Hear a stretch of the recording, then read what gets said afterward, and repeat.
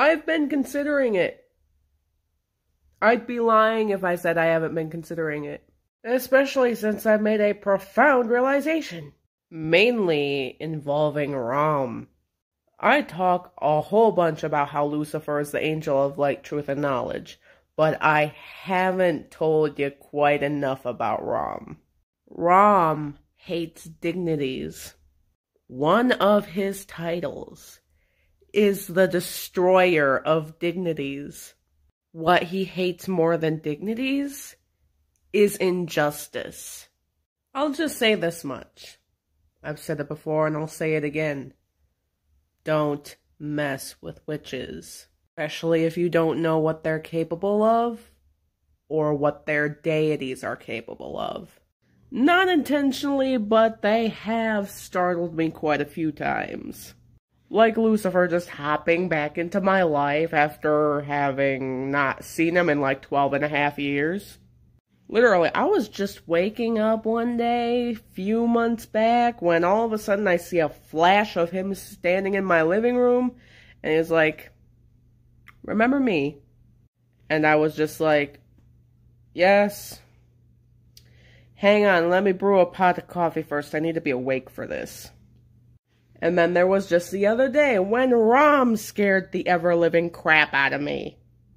Of all my deities, I think he's the one that is the most pissed about this whole capital raid situation. If you remember the Screaming Husky meme from a few years back, imagine a 10-foot tall raven doing that. Rom is pissed.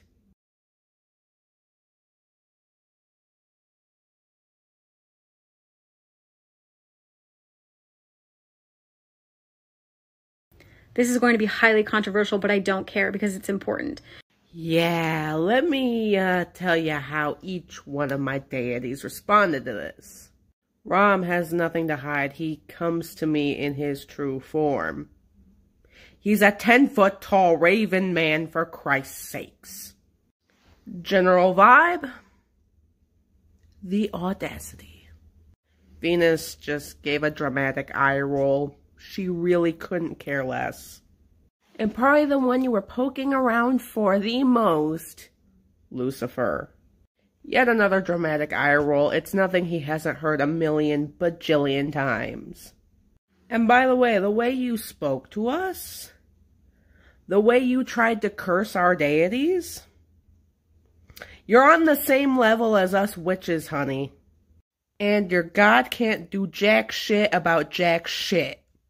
I mean, fair enough, but at the same time, the way she spoke in that video, she pretty much alienated every other deity that's out there from every single pantheon. So, if she does leave Christianity and decide to pursue witchcraft and other deities, it might be a little bit difficult for her. I mean, Lucifer left me to my own devices for 12.5 years because I told him to buzz off.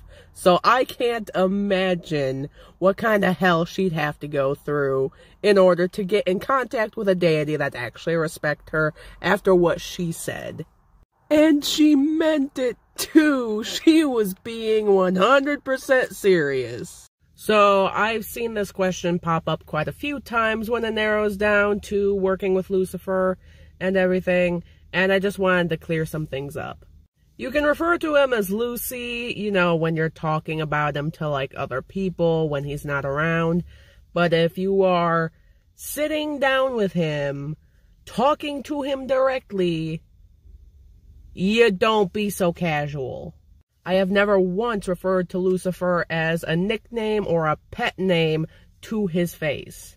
Some witches get lucky breaks from a casual slip, like calling them dude or bro, but it's normally like a one and done thing. Like I've said in my Witchcraft 101 lessons, if they feel like they need to remind you that they are a deity, they will remind you. Other than that, I refer to him as Sir or by his full name.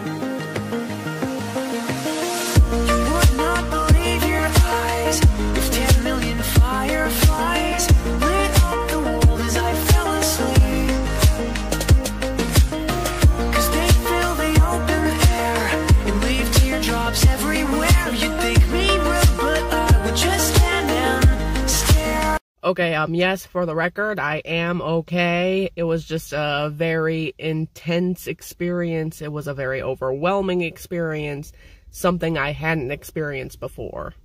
As you can probably tell from my face, I'm still a little worse for wear from yesterday, so yeah. I just felt the need to share that moment because that is one of the more, I guess, pleasant to unpleasant sides of spirituality, working in witchcraft, stuff like that, because when you have a breakthrough, it is a breakthrough. It is very intense. I'm sorry I made a lot of people cry. A lot of people said they started tearing up as soon as they saw me crying.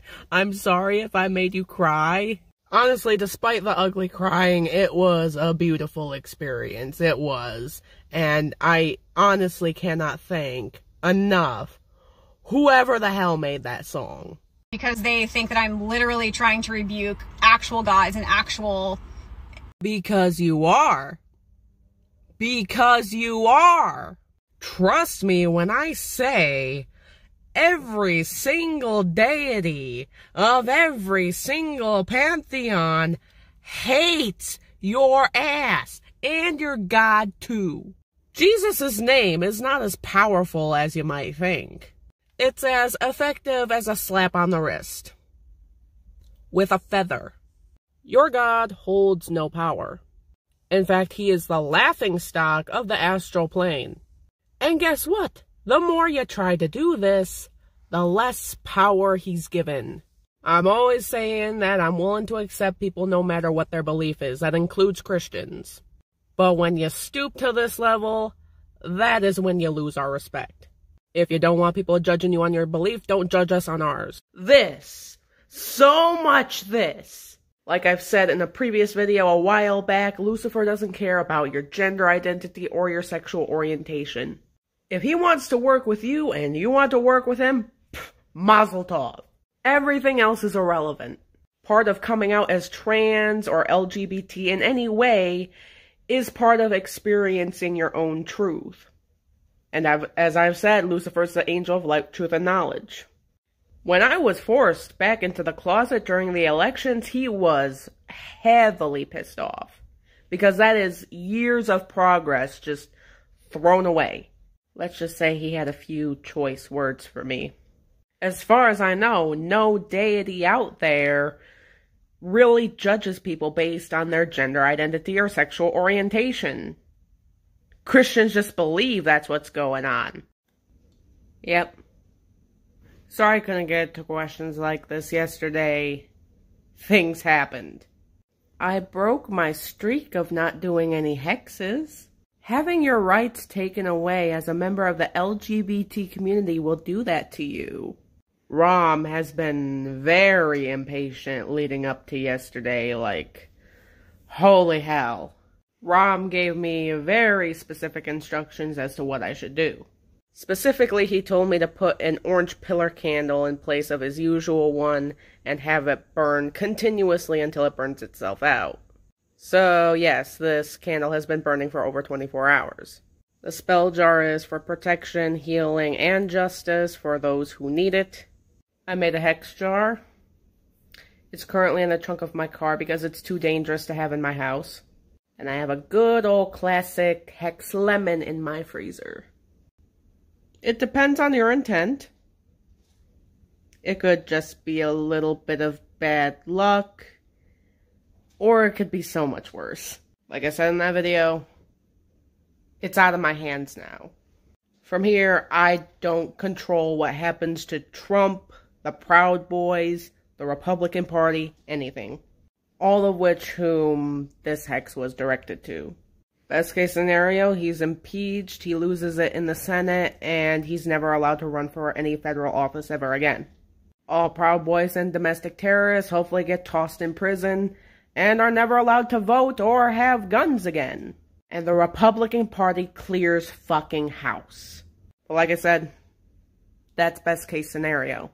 Whatever the negative energies and the negative spirits surrounding that jar do is up to them. It's completely out of my hands now. And this is the importance of protection.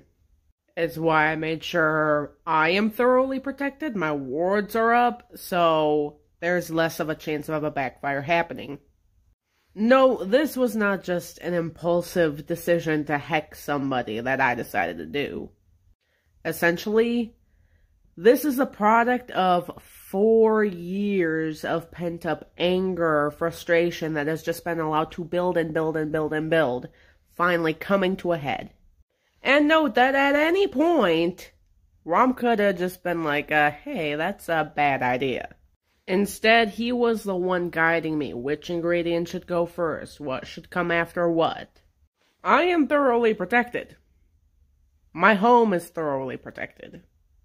At the end of the day, my intentions were clear. Rom was with me every step of the way, and I did not miss a single step. Well, then that says a lot about that witch, doesn't it? Here's why you hear me say, hey, use protection spells, use positivity spells, do this for good, do this for justice, blah, blah, blah. How often do you hear of me automatically jumping into doing a hex? If the scenario of this comment were to occur, that automatically tells me that this particular witch is impulsive. They throw hexes at the most minor of inconveniences. The fact that I focus most of my intent and my efforts into positive things and bettering myself and others throws my karma way into the green. So their intent is already scattered.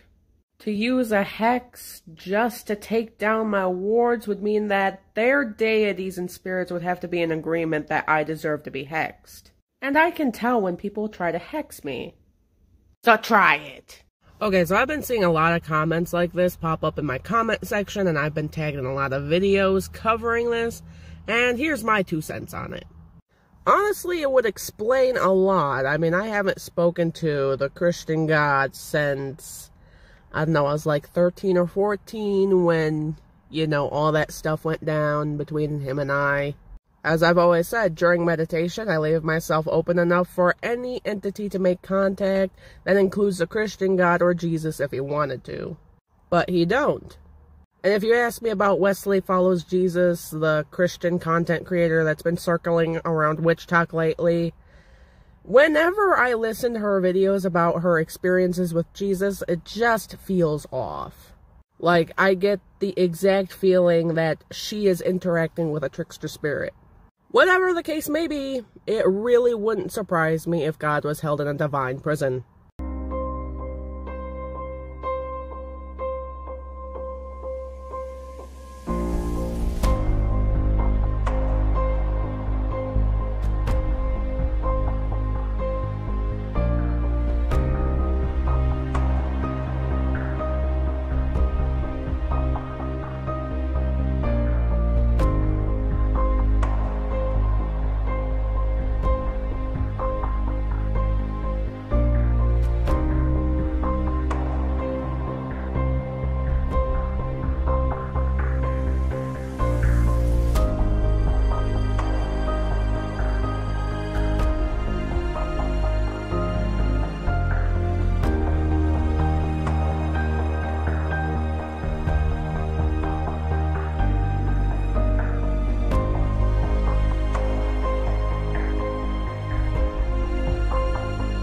Let people make stupid decisions. It's how they learn. To a certain extent, I agree with this person, but a couple of things. I personally made the conscious choice and have put in the effort to try to teach baby witches about witchcraft, spirit work, etc. And while I do agree to some extent that yes, some witches do have to mess up in order to learn, if they have someone there that has already been through that experience that can warn them ahead of time, it'd save a lot of heartache and trouble. I had to learn completely on my own. I had no mentors, no support system, nothing. I did everything by myself, and I screwed up a lot.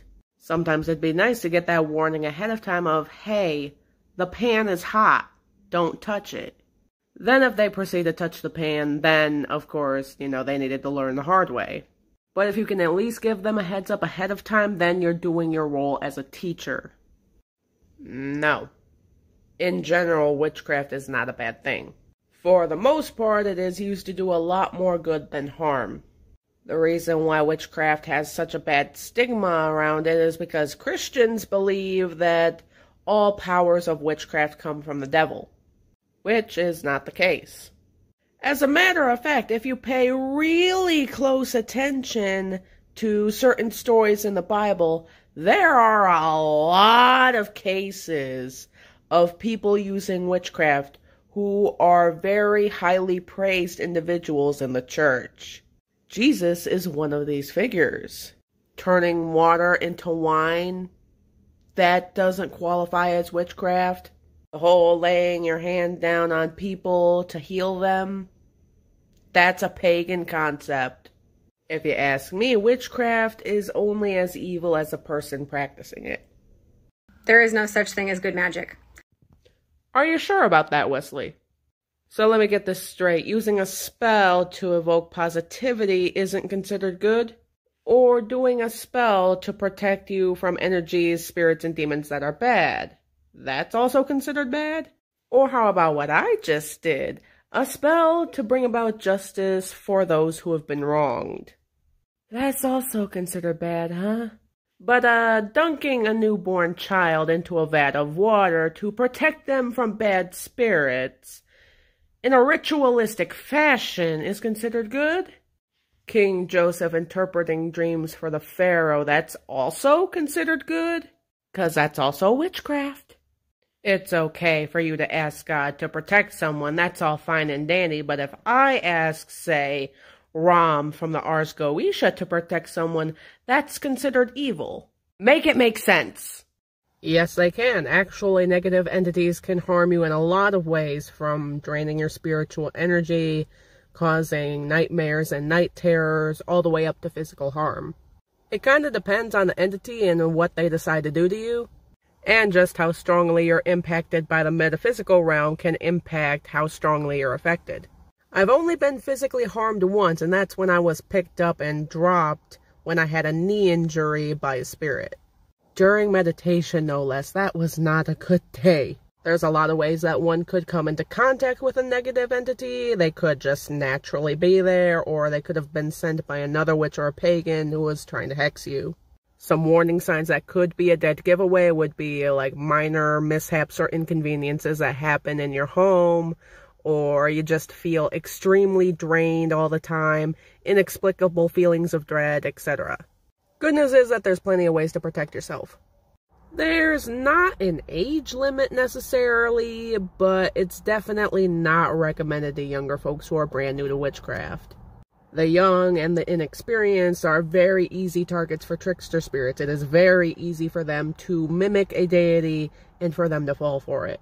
And if you allow that negative entity to come into your life, it's going to be really hard and a real pain in the ass to get rid of. It takes time. I know me talking about my experiences with my deity sounds really cool and really fun, but understand it's taken years for me to get to this point. Start with the basics and the fundamentals. This is actually something I'm covering on a series on my YouTube channel called Witchcraft 101. Lessons are very slow to come out, but that's because I have a lot of other topics that I want to cover on my channel, and it's to give you guys time to learn. My point is, don't rush into anything. The deities will still be there. Give yourself time to learn. On the topic of dream work, never assume that your dream is meaningless. Most, if not all, dreams have some kind of meaning. The dreams you're having could be prophetic dreams, but for example, the one you had where you're passing through a door could symbolize that you are entering a new stage into your life, or something is coming into your life, or you're walking out of something.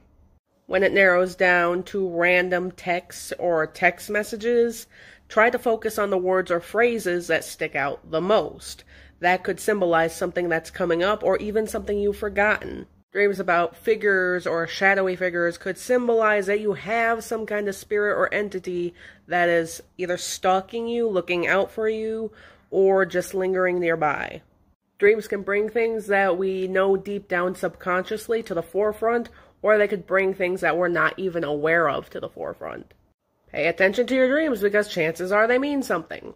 It's a golden sunflower necklace that opens up and says, "You are my sunshine." Guys, It finally came in the mail. Look at this! It's so cute. It's a lot larger than I thought it was going to be. I don't know why. I expected it to be like teeny tiny, but it's like roughly the size of a quarter in full. And I swear when I first added it to Lucifer's altar, he absolutely loved it.